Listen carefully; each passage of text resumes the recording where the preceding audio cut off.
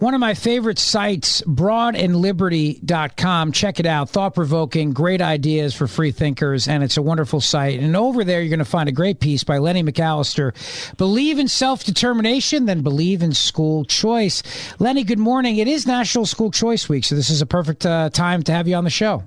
Well, I appreciate the opportunity, and you're right. This is an opportunity to start off the year fresh, looking at these type of issues and making sure we actually get what's important.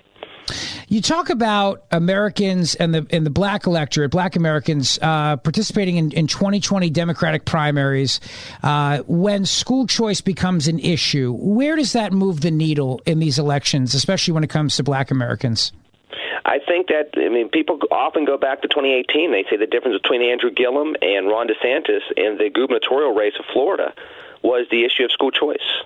And the fact that Gillum had already said that he's willing to roll back the tax credit scholarships and school choice within public education, which in many states are public charter schools. And that made the difference. If you look at the charter school enrollment throughout the country, Florida's in the top 3 every single year. Pennsylvania, ironically enough, Rich, is in the top 5 or 6 every single year and has been over the last 7 to 8 years. So when you start talking about people, particularly during this pandemic now, looking and understanding that they need more options for their kids, or else their kids' education is going to go by the wayside. And people that are already locked in generational poverty are likely going to be there for another 2 generations. They're clamoring for choice now more than ever. I could listen to you all day. You of course, born in Philadelphia, born in Pennsylvania, and you are a champion for civil rights and for education, chief executive of the Pennsylvania Coalition of Public Charter Schools. You speak on these topics nationally. You have been somebody who's been heard on the radio and television across the world, really, speaking on school choice. I heard you speak at CPAC a few years ago. I thought you did an amazing job there. Thank you. Where do you think things stand right now legislatively? In other words, are people looking at the Florida race and thinking to themselves, like Democrats, get on board with school choice, or are they still beholden to the teachers' unions? I think people are willing to listen to whoever has the loudest voice right now. And the good thing for those that want that self-determination in education is that parents are now speaking up louder.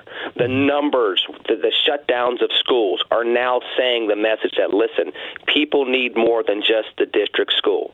You can have fantastic district schools, and we don't hate district schools, but when district schools are not enough for kids, you have to have another alternative. The old, United Negro College Fund slogan, a mind is a terrible thing to waste. That's not just for black people. That's for everybody. And when you go through a pandemic and you see the type of hiccups that we've seen from all types of schools throughout the school system nationally, you see the need for more options. And I think more legislators understand that. I think there's more of a support for cyber charter schools now than there was just 2 years ago. I think there's more support for school choice even going into the 2020 primaries, and that was before the pandemic really hit America. I think we're at a watershed moment, and that's the reason why articles such as mine in National School Choice Week and the type of tone we need to take with the governor going into his budget address next week is so important, that he has to serve all Pennsylvanians regardless of where their kids are enrolled in school, not just special interest groups that got him into the gubernatorial mansion in 2015. Lenny McAllister, let's talk about the school lockdowns and shutdowns. Chicago is a great example of this, where the teachers union, again, is not letting the teachers go back to the classroom. There was a big CDC study that was done recently showing that the spread from kids to teachers is just not there. Schools are safe. In light of the pandemic, have you seen an explosion in growth of charter schools? I know parents who have opted to send their kids to private schools in the last few months because they just couldn't stand the shutdowns anymore. This watershed moment we think about right now, in some ways, has the pandemic really opened people's eyes up to the fact that there are options available? If you look at the enrollment from October 1st, 2019 to October 1st, 2020, you'll see that public charter school enrollment in Pennsylvania has gone from 145,000 kids roughly to 169 plus thousand kids. A lot of that obviously is going to be a bump up with kids going into cyber charter schools, but people are also choosing public charter schools because they were more inclined to pivot to a hybrid model and still keep their kids safe.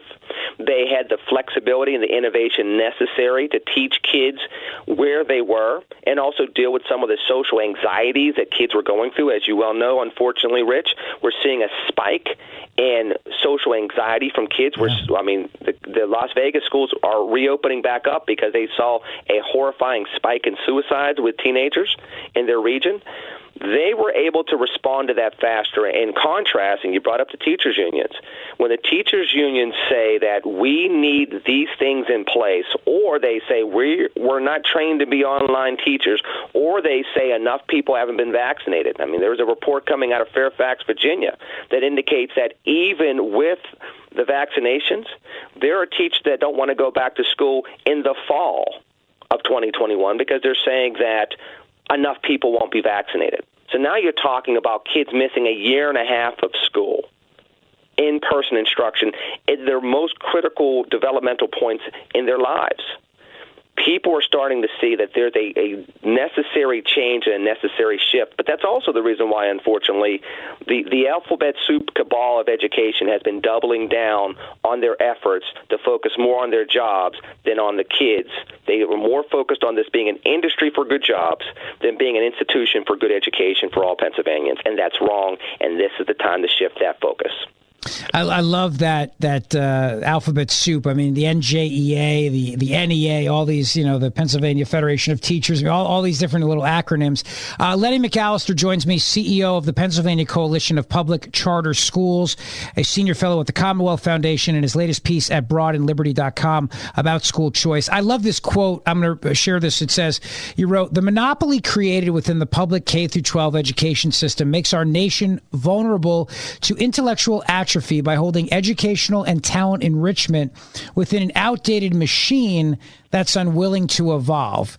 And you talk about for example, there was a University of Arkansas study that really showed the consequences of this current system and why there's such a craving, a desire out there for choice in education.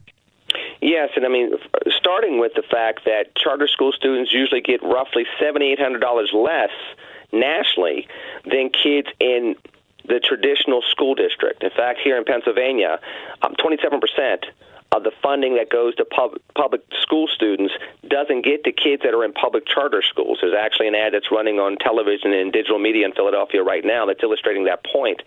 1/4 of every dollar never gets to schools that many kids attend. And again, we're talking about 169,000 kids. But if you take that and you also look at, Rich, the fact that some 3 million kids, I also say this in the article, have been deemed falling off the grid academically. When you've done studies and said, hey, they haven't lost too much academically, in some of the other studies that they've done, they've also said, but the problem is we can't find 25% of the kids that we usually test, and those kids are usually the most vulnerable kids, the most disadvantaged kids in America. So when you then contrast that and compare that to what we have in Pennsylvania when it comes to charter schools and school choice, those kids are usually coming from the most disadvantaged neighborhoods. Those are the people that need school choice the most. Those are disproportionately the kids that are on free and reduced lunch. Those are the kids that are disproportionately locked in generational poverty.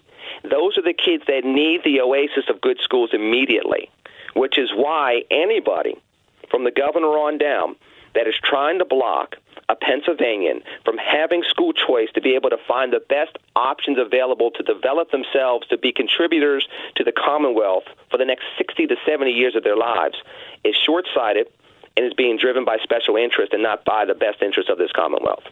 Last question for you, Lenny McAllister. Is school choice the civil rights issue of our time?